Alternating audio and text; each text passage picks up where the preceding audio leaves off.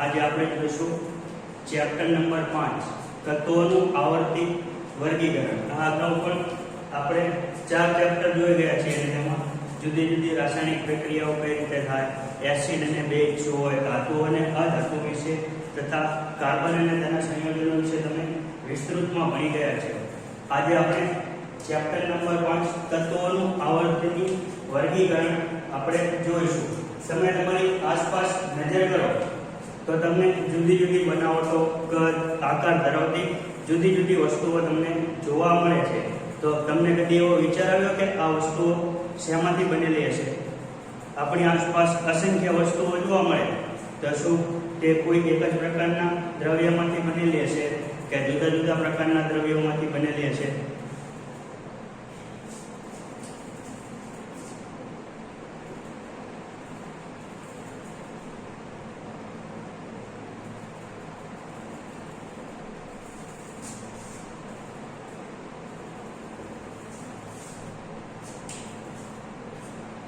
તો આપણી આસપાસમાં જોવા મળતી વસ્તુઓને આપણે જોઈએ તો એ કેટલાક જાણીતા તત્વોમાંથી બનેલી છે અને તત્વોનું પ્રમાણ પણ એટલું છે કે આપણે તેને ગણતરી પણ કરી શકીએ. તો એટલા તત્વો જુદી જુદી રીતે સંયોજાય અને આપણી આસપાસ જોવા મળતી જુદી જુદી વસ્તુઓનું નિર્માણ કરે છે.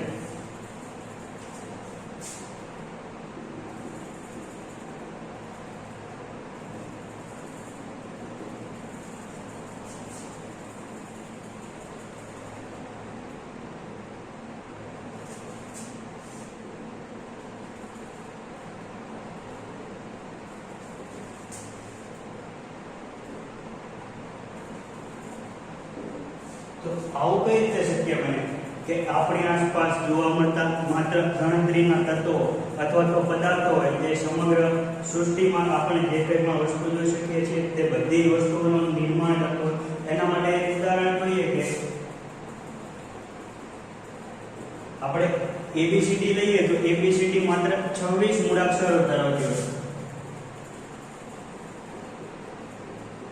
પરંતુ આ 26 મૂળાક્ષરો જ્યારે જુદી જુદી રીતે સંયોજાય છે અને શબ્દોનું નિર્માણ કરે છે. આ રીતે માત્ર 26 અક્ષરો અસંખ્ય શબ્દોનું નિર્માણ કરે છે. માત્ર 26 અક્ષરોનો ઉપયોગ કરી આપણે અસંખ્ય શબ્દો બનાવી શકીએ છીએ અને એના પરથી ભાષાનું નિર્માણ થાય છે. એ જ પ્રકારે કેટલાક ગણતરીના તત્વો છે જેને આપણે ગણતરી કરી શકીએ એટલા તત્વો જુદી જુદી રીતે સંયોજાય અને આપણી આસપાસ જોવા મળતી વિવિધ વસ્તુઓનું નિર્માણ કરે છે. અત્યાર સુધી આપણી પાસે કેટલા અને તમે ધોરણ 9 માં તત્વો શું હોય, મિશ્રણ શું હોય અને સંયોજન શું હોય તે તમે વિસ્તારપૂર્વક ભણી રહ્યા છો.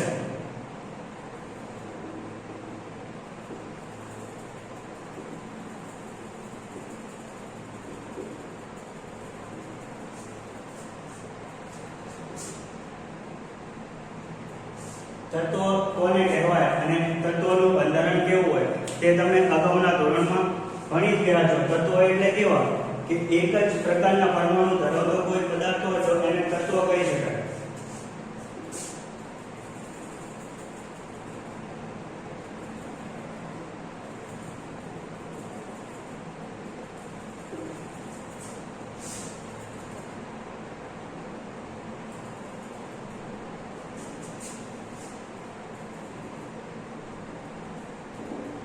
માત્ર ને માત્ર એક જ પ્રકારના પરમાણુ ધરાવતું એવી કોઈ વસ્તુ હોય તો એને આપણે તત્વ કહી શકીએ. પછી પરમાણુનું બંધારણ કેવું હોય એ પણ આપણે ધોરણ 9 માં ભણી ગયા છે કે પરમાણુ કેન્દ્રમાં પ્રોટોન અને ન્યુટ્રોન હોય અને પરમાણુ કેન્દ્રની આસપાસ વર્તુળાકાર કક્ષામાં ઇલેક્ટ્રોન ગતિ કરતા હોય, જેમાંથી પ્રોટોન અને ન્યુટ્રોન કંઈક દળ ધરાવતા હોય જ્યારે ઇલેક્ટ્રોનનું દળ નહિવત હોય. તો એક જ પ્રકારના પરમાણુ જ્યારે ભેગા મળી અને કઈ વસ્તુનું નિર્માણ કરે છે તો એને આપણે તત્વ કહીએ છીએ. પછી મિશ્રણ અને સંયોજન વિશે તો તમે સારી રીતે જાણતા જ છો. તો અત્યાર સુધી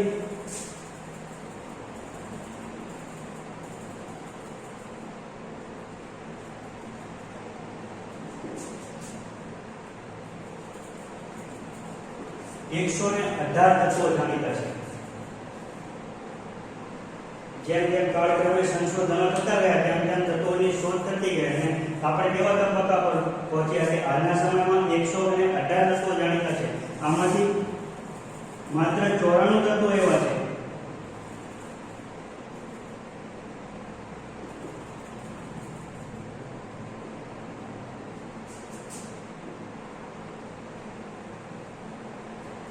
જે કુદરતી રીતે પ્રાપ્ત થાય છે.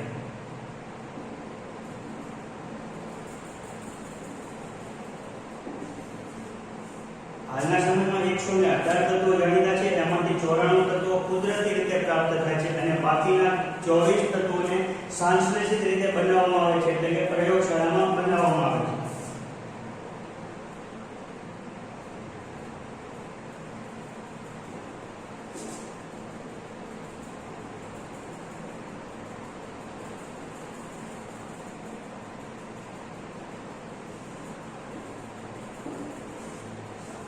તો હવે આપણી પાસે 118 તત્વો છે અને દરેક તત્વો જુદા જુદા રાસાયણિક ગુણધર્મો ધરાવતા હોય, જુદા જુદા ભૌતિક ગુણધર્મો ધરાવતા હોય અને એ બધા જના રાસાયણિક ગુણધર્મો અને ભૌતિક ગુણધર્મોનો અભ્યાસ કરવો જરૂરી હોય. તો એ આપણી પાસે એવી કોઈ વ્યવસ્થા હોય કે ગોઠવણી હોય કે જેમાં આપણે આ બધા તત્વોને ગોઠવી દઈએ અને તત્વોના સ્થાનના આધારે આપણે એના ગુણધર્મો નક્કી કરી શકીએ કે એક સાથે બધા તત્વોનો અભ્યાસ સરળતાથી કરી શકીએ આપણે.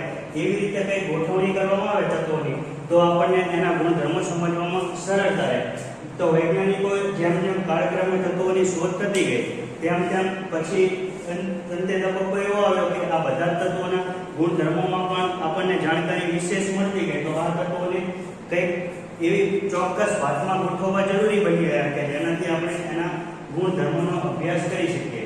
તો જુદા જુદા વૈજ્ઞાનિકોએ પ્રયત્નો કરી અને આ તત્વોના ગુણધર્મોમાં કંઈક સામ્યતા હોય તો એમને ચોક્કસ ભાત મેળવવાનો પ્રયત્ન કર્યા અને અવ્યવસ્થિત તત્વો જ્યારે શોધાય ત્યારે દરેક તત્વ સ્વતંત્ર ગુણધર્મો ધરાવે અને દરેક તત્વોને કોઈ ગોઠવણી નથી તો એમને અવ્યવસ્થિત રીતે હતા એમાંથી વ્યવસ્થિત કરવા માટે પછી વૈજ્ઞાનિકોએ પ્રયત્ન કરવાના શરૂ કર્યા કે જો આ તત્વોને એવી કોઈ ગોઠવણીમાં ગોઠવવામાં આવે કે જેના સ્થાનના આધારે આપણે કહી શકીએ કે તત્વોના ગુણધર્મો કેવા હશે. પછી શરૂઆત થઈ અવ્યવસ્થિતમાંથી વ્યવસ્થિત કરવાની.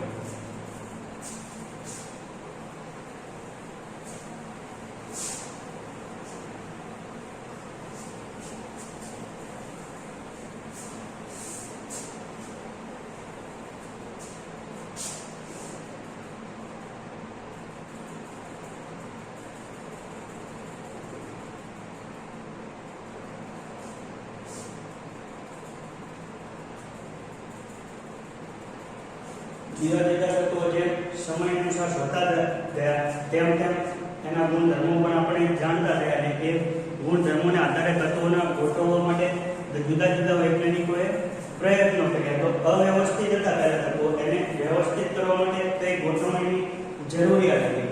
કોઈ પણ વસ્તુને વ્યવસ્થિત શા માટે ગોઠવવામાં આવે છે એનાથી કઈ ફાયદો થઈ શકે. વ્યવસ્થિત ગોઠવણી કરેલી આપણે ધારો કે કરિયાણાની દુકાનનું ઉદાહરણ લઈએ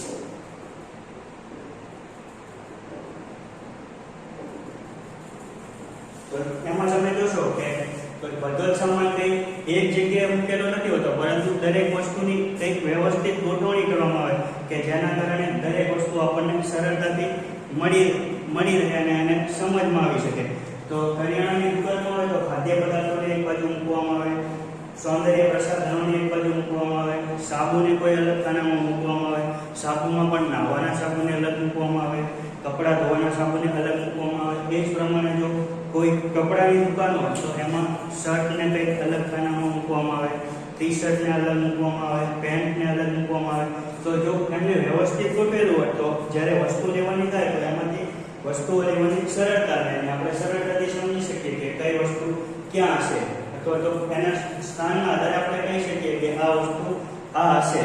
તો એ પ્રમાણે જુદા જુદા તત્વોને 118 ને સ્વતંત્ર રીતે અલગ યાદ રાખવા એના કરતાં એને કંઈક વ્યવસ્થિત ભાતમાં ગોઠવી દઈએ તો એના સ્થાનના આધારે આપણે કહી શકીએ કે કયું તત્વ કેવા ભૌતિક કે રાસાયણિક ગુણધર્મો ધરાવતું હશે. જો તમારી પાસે કોઈ ખજાનાનો નકશો હોય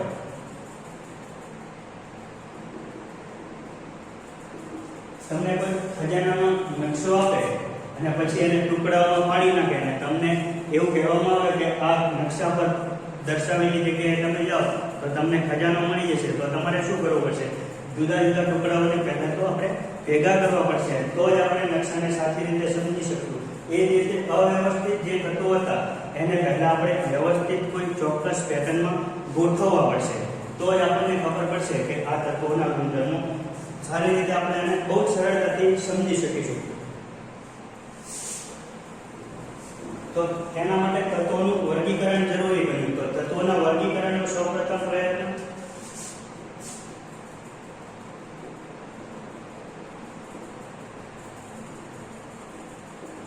તત્વોના વર્ગીકરણ માટે સૌપ્રથમ તેને ધાતુ અને અધાતુમાં વર્ગીકૃત કરવામાં આવે.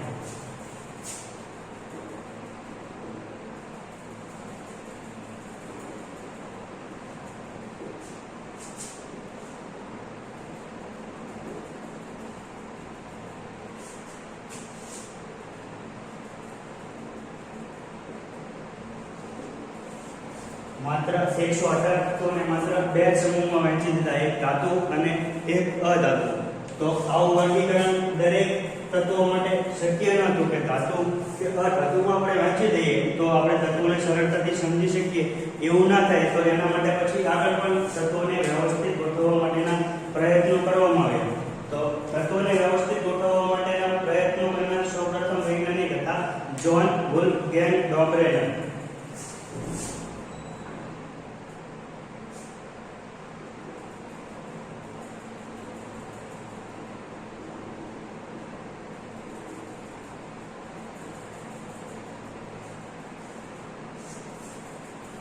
ડોબરેનર નામના જે વૈજ્ઞાનિક હતા એમને તત્વોને કોઈ ચોક્કસ ભાતમાં ગોઠવવાનો સૌપ્રથમ પ્રયત્ન કર્યો. તેમણે શું કર્યું? ત્રણ તત્વોનો એક સમૂહ બનાવ્યો.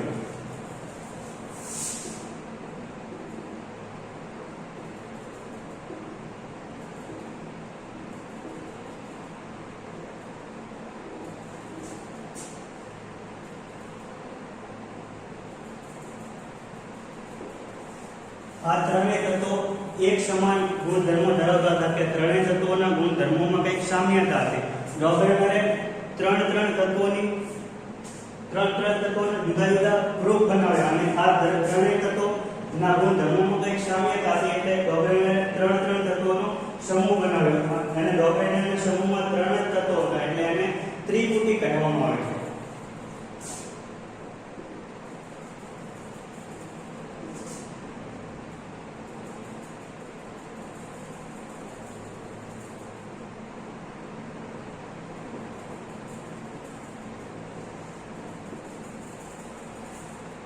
ડોબરેનરે સમાન ગુણધર્મો ધરાવતા જુદા જુદા પદાર્થોને ભેગા કરી અને આમાંથી ત્રણનો સમૂહ બનાવ્યો. અને આ સમૂહમાં ત્રણ તત્વો હતા આથી તેને ડોબરેનરની ત્રિપુટી તરીકે ઓળખવામાં આવે છે. હવે ડોબરેનરે જે ત્રણના સમૂહ બનાવ્યો એમાં એક વિશેષતા હતી કે ડોબરેનરે પોતાનો નિયમ રજૂ કર્યો કે જો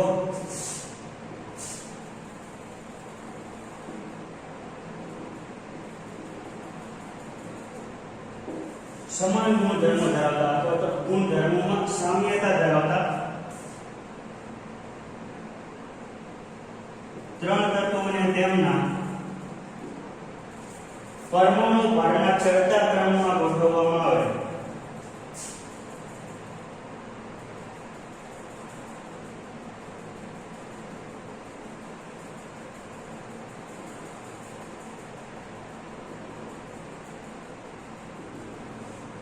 ડોબરેનરે શું કર્યું? સૌપ્રથમ ત્રણ તત્વો લીધા સમાન ગુણધર્મો ધરાવતા, પછી તેમને પરમાણુ ભારના ચડતા ક્રમમાં ગોઠવી દીધા. પછી તેમણે અવલોકન કર્યું કે મધ્યમાં રહેલા પરમાણુ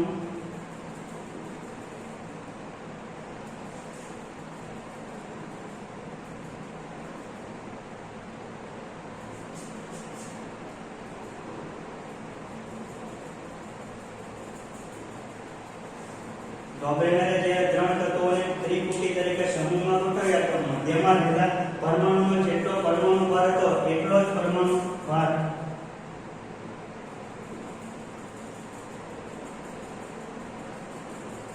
બાકીના અન્ય બે તત્વોના પરમાણુ ભારના સરેરાશ જેટલો થાય છે.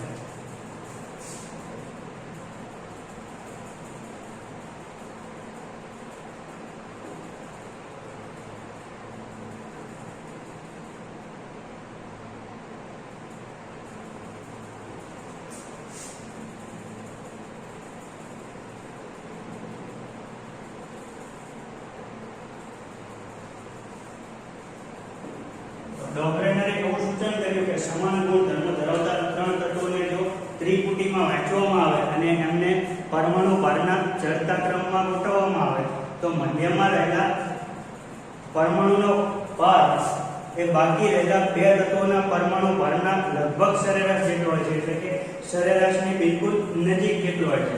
તો ડોબ્રેનરે ત્રણ તત્વોનો સમૂહ બનાવ્યો, એમને પરમાણુ ભારના ચડતા ક્રમમાં ગોઠવ્યો અને અવલોકન કર્યું કે બે તત્વોનો પરમાણુ ભારનો સરેરાશ મધ્યમાં રહેલા પરમાણુના ભારના સરેરાશ જેટલો હોય છે.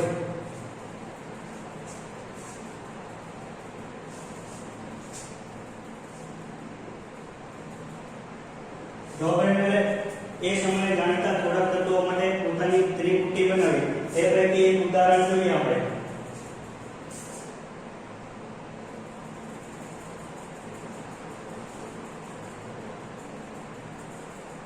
લિથિયમ, સોડિયમ અને પોટેશિયમ.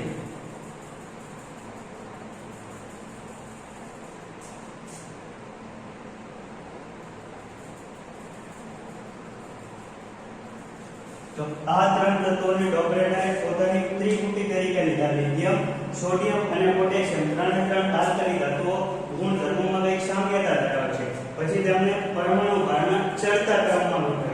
લિથિયમનો પરમાણુ ભાર 6.9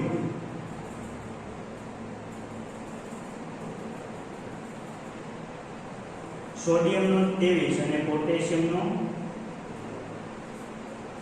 39.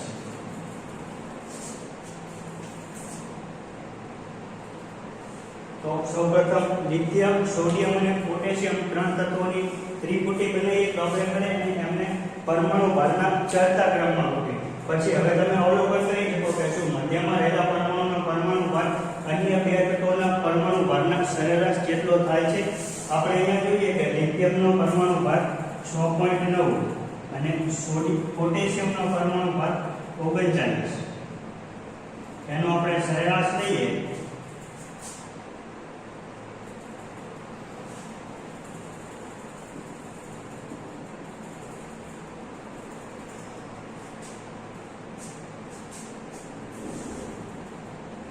તો આપણને 22.95 મળે છે, જે લગભગ વચ્ચે મધ્યમાં રહેલા પરમાણુ સોડિયમના 23 ની ખૂબ જ નજીક છે. તો બે તત્વોનો પરમાણુ ભારનું સરેરાશ મધ્યમાં રહેલા પરમાણુ ભારના સરેરાશ જેટલું છે, એટલે કે આપેલ ત્રિપુટી ડોબ્રેનરના નિયમને અનુસરે છે.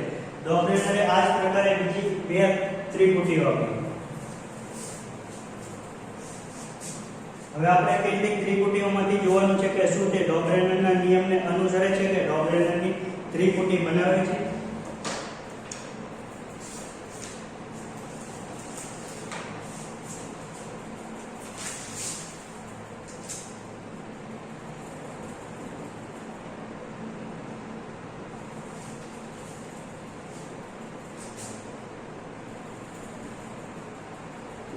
નાઇટ્રોજન, ફોસ્ફરસ અને આર્સેનિકની જો ત્રિપુટી લેવામાં આવે અને એનો પરમાણુ ભાર ને ચડતા ક્રમમાં ગોઠવી અને ડોબ્રેનરની ત્રિપુટીના નિયમનો ઉપયોગ કરીને ચેક કરવામાં આવે તો શું આ ડોબ્રેનરના ત્રિપુટીના નિયમને અનુસરી શકે કે ના અનુસરી શકે એ આપણે જોવાનું છે.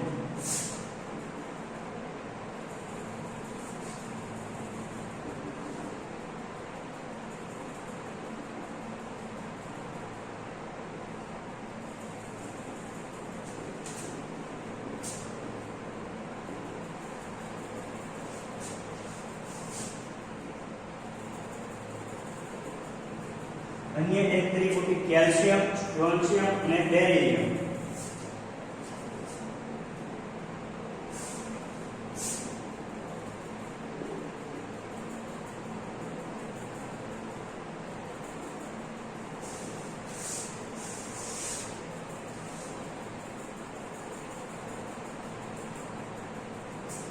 તો આ બંને તત્વોમાંથી બંને ત્રિપુટીઓમાંથી કઈ ત્રિપુટી ડોબ્રેનરના નિયમને અનુસરે છે તે આપણે તપાસવાનું છે.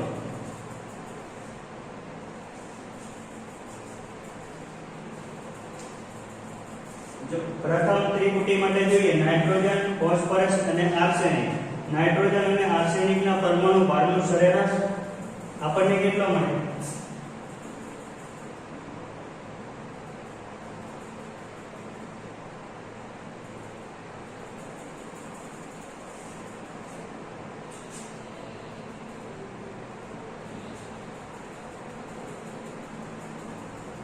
આપણને એનો પરમાણુ બંને તત્વોના પરમાણુ ભારનું સરેરાશ 44.45 મળે છે, જે મધ્યમાં રહેલા તત્વ ફોસ્ફરસ કરતા કઈ જુદો છે, એની નજીક પણ નથી મળતો. એટલે પ્રથમ જે ત્રિપુટી છે તે ડોબરેનના નિયમને અનુસરતી નથી, આપણે એવું માની શકીએ. હવે વાત કરીએ આપણે અન્ય ત્રિપુટી માટે. શું આમાં પણ ડોબરેનના ત્રિપુટીના નિયમનું પાલન થાય છે? અહીંયા કેલ્શિયમ અને બેરિલિયમના પરમાણુ ભારનો સરેરાશ લેવામાં આવે છે. જો એનું સરેરાશ વચ્ચેના તત્વ સ્ટ્રોન્શિયમના લગભગ જેટલું થાય તો આપણે તેને ડોબરેનની ત્રિપુટી છે એવું કહી શકીએ.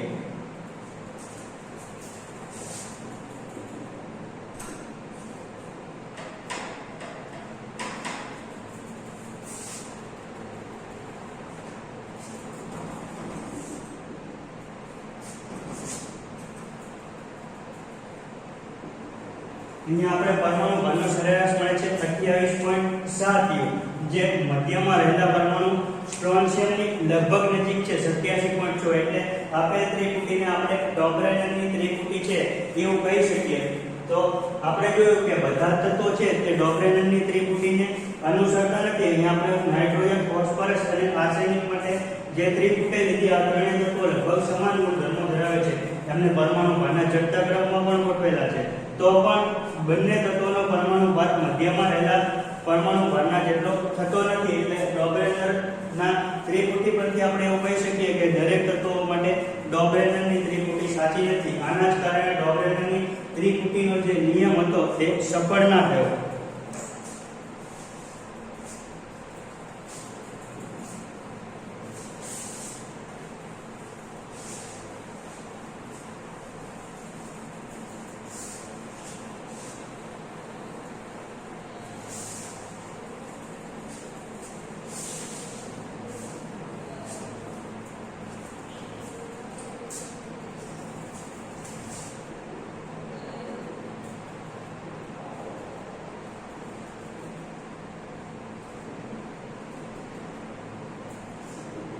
આપણે જોયું કે બધા તત્વો માટે ડોબરેનની ત્રિપુટીનો નિયમ અનુસરી શકાતો નથી, જેના કારણે ડોબરેનની ત્રિપુટીની સફળતા મળી નહીં. તો ડોબરેનની ત્રિપુટીની શું શું મર્યાદાઓ હતી એ હવે આપણે જોઈએ. તો તેના સમયમાં જાણીતા દરેક તત્વો માટે ડોબરેન ત્રિપુટીનો નિયમ સમજાવી શક્યો નહીં.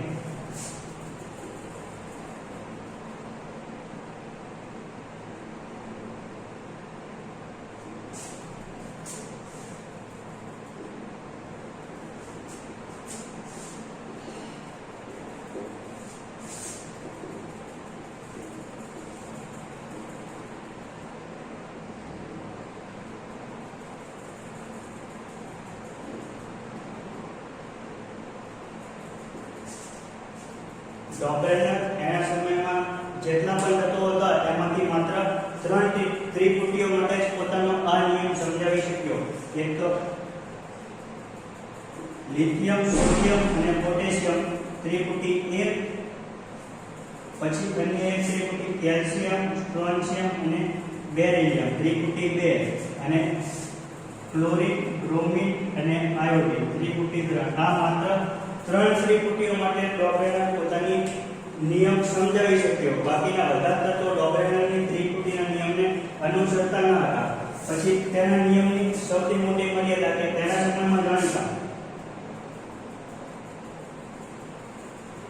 તેના સમયમાં નાઇટ્રોજન, ફોસ્ફરસ અને આર્સેનિક આ તત્વો ખૂબ જ જાણીતા હતા.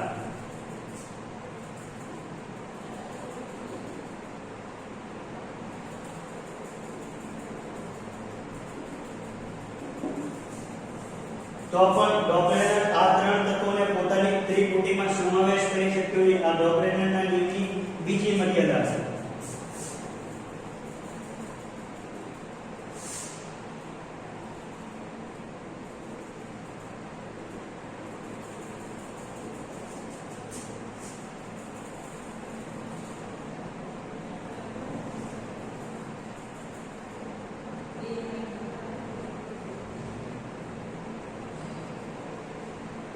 આમ ડોબરેનનો નિયમ બધા જ તત્વો માટે સમજાવી શકાયો નહીં, એટલે વ્યાપક પ્રમાણમાં ઉપયોગ કરી શકાયો નહીં એનો, અને તત્વોનું વર્ગીકરણ કરવા માટેની આવશ્યકતા ફરીથી ઊભી થઈ. ડોબરેનર તત્વોનું વર્ગીકરણ કરવાનો પ્રયત્ન કરનાર સૌપ્રથમ વૈજ્ઞાનિક હતા, એટલે એમનો અભ્યાસ કરવામાં આવે છે. પરંતુ ડોબરેનર તેમના સમયમાં જાણીતી માત્ર 3 ત્રિપુટીઓને પોતાના નિયમમાં લાવી શક્યા હતા. બાકી જે કંઈ તત્વો હતા એ ડોબરેનરની ત્રિપુટીને અનુસરતા ન હતા.